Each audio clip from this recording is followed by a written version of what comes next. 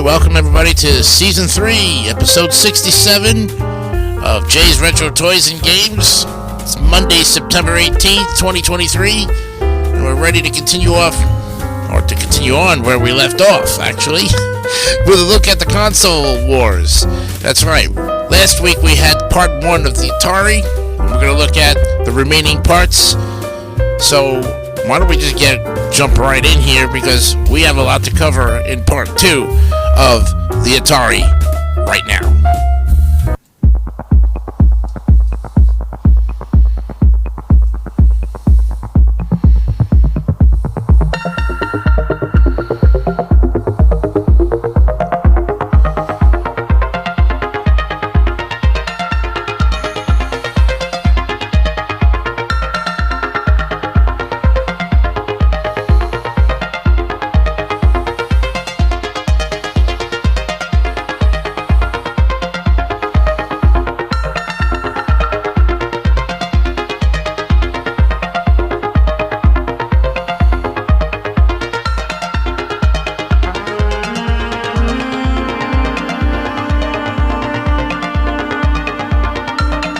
Yes, it's episode 67, and I'm your host, Jason DeCanio, on this Monday night, September 18th, 2023. Hope you're having a fantastic new week, and came off a fantastic weekend as well. Let's go ahead and pick up with part 2 of the Atari. And I'm not just talking just the 2600 or the 5200. We'll break those down into later episodes. We're talking about the corporation itself that it all got started, basically. So let's go ahead and delve in right now and pick up where we left off, which is in 1984 to 1996. So, of course, all of our information comes from the Wikipedia, the free encyclopedia. Under Tramiel's ownership, Atari Corp used the remaining stock of game console inventory to keep the company afloat while they finished development on a 1632-bit computer system, the Atari ST, which stands for 1632, referring to the machine's 16-bit bus and 32-bit processor core. Then in April of 1985, they released an update to the 8-bit computer line, the Atari 65 XE, the first in the Atari XE series. June of 1985 saw the release of the Atari 130 XE, and Atari User Groups received early sneak preview samples of the new Atari 520 STs. And major retailers' shipments hit store shelves in September of 85 of Atari's new 32-bit Atari ST computers. Then in 1986, they launched 2 consoles designed under Warner, the Atari 2600 Junior and the Atari 7800 console, which saw limited release in 1984. Atari rebounded, earning a $25 million profit that year. Then in 87, they acquired the Federated Group for $67.3 million, securing shelf space in over 60 stores in California, Arizona, Texas, and Kansas, at a time when major American electronics outlets were reluctant to carry Atari-branded computers, and 2/3 of Atari's PC production was sold in Europe. The Federated Group, not related to Federated Department Stores, was sold to Silo in 1989. But in 88, the company unveiled the 1040 STF and the Mega ST with a bit image manipulator chip and launched its first parallel computer. The ATW 800 transputer was based on the Inmos T800 CPU, which had a 32/64-bit architecture, ran at 15 million instructions per second, and housed a charity video chip that supported 16 million colors. The company continued to experiment with parallel computing, aiming at B2B customers and graphic designers, but the transputer line failed to achieve commercial success. Now go to 1989. Atari released the Atari Lynx, a handheld console with color graphics to much fanfare. A shortage of parts kept the system from being released nationwide for the 89 Christmas season, and the Lynx lost market share to Nintendo's Game Boy, which, despite only having a black and white display, was cheaper, had better battery life, and had much higher availability.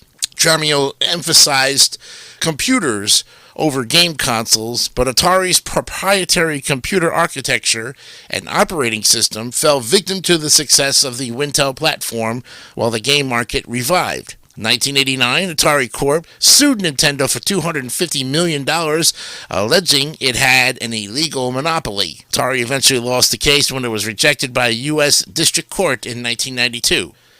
1991, Atari released its PC's ABC 386S X2 and the ABC 386 DX2 based on Intel's i386 chip. 1993, they positioned its Jaguar as the only 64-bit interactive media entertainment system available, but it sold poorly. It would be the last home console to be produced by Atari and the last to be produced by an American manufacturer until Microsoft's introduction of the Xbox in 2001. By 1996, a series of successful lawsuits had left Atari with millions of dollars in the bank, but the failure of the Lynx and Jaguar left Atari without a product to sell. Tramiel and his family also wanted out of the business. The result was a rapid succession of changes in ownership. Then in July of 96, Atari merged with JTS Inc., a short-lived maker of hard disk drives, to form JTS Corp. Atari's role in the new company largely became that of holder for the Atari properties and minor support, and consequently, the name largely disappeared from the market. Well, after the sale of the consumer electronics and computer divisions to Jack Tramiel, Atari was renamed Atari Games Corporation. Now, the Atari Games retained most of the same employees and managers from the coin-operated games division and continued many of the division projects from before the transition. In 1985, a controlling interest in the coin-operated games division was sold to Namco, which also took the Atari Games name. Warner renamed Atari Games to Atari Holdings, which continued as a non-operating subsidiary until 1992. Meanwhile, Namco later lost interest in operating Atari Games, and then in 1987, Namco sold 33% of its shares to a group of employees led by then-president Hideyuki Nakajima. He had been the president of Atari Games since 1985. Atari Ireland was a subsidiary of Atari Games that manufactured their games for the European market, while under Namco, Atari Ireland also manufactured Sega's Hang-On 1985 for the European market. Atari Games continued to manufacture arcade games and units, and starting in 1988, also sold cartridges for the Nintendo Entertainment System under the Tengen brand name, including a version of Tetris. The companies exchanged a number of lawsuits in the late 80s related to disputes over the rights to Tetris and Tengen's circumvention of Nintendo's lockout chip, which prevented third parties from creating unauthorized games. The suit finally reached a settlement in 1994, with Atari Games paying Nintendo cash damages and use of several patent licenses. Then in April of 96, after an unsuccessful bid by Atari co-founder Nolan Bushnell, the company was sold to WMS Industries, owners of the Williams, Bailey, and Midway arcade brands, which restored the use of the Atari Games name. Then on November 19, 1999, Atari Games Corporation was renamed Midway Games West, Inc., resulting in the Atari Games name no longer being used. On March 13, 1998, JTS sold the Atari name and assets to Hasbro Interactive for $5 million, less than a fifth of what Warner Communications had paid 22 years earlier. This transaction primarily involved the brand and intellectual property, which now fell under the Atari Interactive division of Hasbro Interactive. The brand name changed hands again in December of 2000 when French software publisher Infogrames took over Hasbro Interactive. Now go to October 2001, Infogrames Entertainment SA, that's IESA, now Atari SA, announced that it was reinventing the Atari brand with the launch of 3 new games featuring a prominent Atari branding on their box arts: Splashdown, MX Rider, and Transworld Surf. Now, Infogrames used Atari as a brand name for games aimed at 18 to 34-year-olds. Other Infogrames games under the Atari name included V-Rally 3, Neverwinter Nights, Stuntman, and Enter the Matrix. May 8, 2003, IESA had its majority-owned but discreet U.S. subsidiary Infogrames Inc., officially renamed Atari Incorporated. Renamed its European operations to Atari Europe, but kept the original name of the main company, Infogrames Entertainment. The original Atari Holdings division, purchased from Hasbro Interactive, was also made a separate corporate entity renamed as Atari Interactive. Between 2004 and 2011, Atari produced and marketed Atari Flashback retro consoles reminiscent of the Atari 2600 design. Excuse me. Since 2011, these consoles have been produced by AtGames under the license from Atari. Atari Flashback Portable is a handheld game console sold since 2016. In April 2011, Atari re-released their back catalog of arcade and Atari 2600 games to be played on mobile devices. March 6th of 2008, IESA made an offer to Atari Inc. to buy out all remaining public shares for a value of $1.68 per share, or $11 million total. The offer would make IESA sole owner of Atari Inc., thus making it a privately held company. April 30th, 2008, Atari Inc. announced its intentions to accept Infogrames' buyout offer and to merge with Infogrames, or in this case Infogames, but I guess they put the GRAM in there. October 8, 2008, IESA completed its acquisition of Atari Inc., making it a wholly owned subsidiary. December 9th of 2008, Atari announced that it had acquired Cryptic Studios, an MMORPG developer. Wow. Namco Bandai purchased a 34% stake in Atari Europe on May 14th of 2009, paving the way for its acquisition from IESA. Atari had significant financial issues for several years prior, with losses in the tens of millions since 2005. May of 2009, Infogrames Entertainment SA, the parent company of Atari and Atari Interactive, announced it would change its name to Atari SA. April 2010, Atari SA board member and former CEO David Gardner resigned. Original Atari co-founder Nolan Bushnell joined the board as a representative of Blue Bay Holdings. March 31st, 2011. The board of directors consisted of Frank Dangard, Jim Wilson, Tom Verdon, Gene Davis, and Alexandra Fickelson. January 21st, 2013, the four related companies, Atari, the Interactive, the Humongous, and California U.S. Holdings, filed for Chapter 11 bankruptcy in the United States Bankruptcy Court for the Southern District of New York. All three Ataris emerged from bankruptcy 1 year later and the entering of the social casino gaming industry with Atari Casino. Frederick Chesnace, who now leads all three companies, stated that their entire operations consist of a staff of 10 people. June 22nd, 2014, Atari announced a new corporate strategy that would include a focus on new audiences, specifically LGBT, social casinos, real money gambling, and YouTube. June 8th, 2017, a short teaser video was released promoting a new product, and the following week, Chesnace confirmed the company was developing a new game console. The hardware was stated to be based on PC technology and still under development.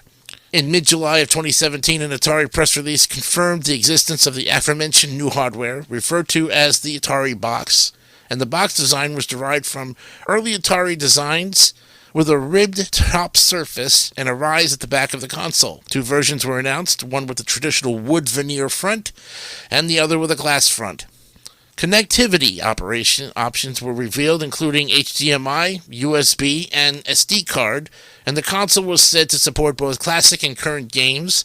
Also, according to an official company statement of June 22nd of 2017, the product was to be initially launched via a crowdfunding campaign in order to minimize any financial risk to the parent company. September 26th, 2017, Atari set out a press release about the new Atari VCS, which confirmed more details about the console. It will run a Linux operating system with full access to the underlying OS, but it will have a custom interface designed for the TV. January 27th, 2020, Atari announced a deal with GSD Group to build Atari hotels, with the first breaking ground in Phoenix in mid-2020. Additional hotels were planned in Las Vegas, Denver, Chicago, Austin, Seattle, San Francisco, and San Jose, and the company plans to make the hotel experience immersive and accessible to all ages. Hotels are planned to include virtual and augmented reality technologies. December 16th of 2020, Atari shipped the first units of the Atari VCS exclusive to backers of the system's crowdfunding campaign. Atari urged the backers to give feedback on the system so that the company could make changes to improve the product on its official launch. 2020, Atari launched its decentralized cryptocurrency Atari token in equal partnership with the ICICB Group. The Atari Group announced in March of 2020 that it granted ICICB a non-exclusive license to run a cryptocurrency online casino on Atari's website based on the Atari token. The group, partnering with Atari, opened a new company in Gibraltar called Atari Chain Ltd. March of 2021, Atari extended its partnership with the ICICB Group for the development of Atari-branded hotels, and the first hotels will be constructed at selected locations outside the United States, with Dubai, Gibraltar, and Spain. And finally, April 18th of last year, they announced the termination of all license agreements with the ICICB Group and its subsidiaries. The license agreements between Atari and the ICICB, including the Atari Chain Limited license, the joint venture, and the related licenses, including hotel and casino licenses, have been terminated effective April 18th of 2022. ICICB is not authorized to represent Atari or its brands in any manner. Wow. There you have it, friends, the timeline of the Atari Corporation. And on the next program, we're going to be looking at the products of the Atari.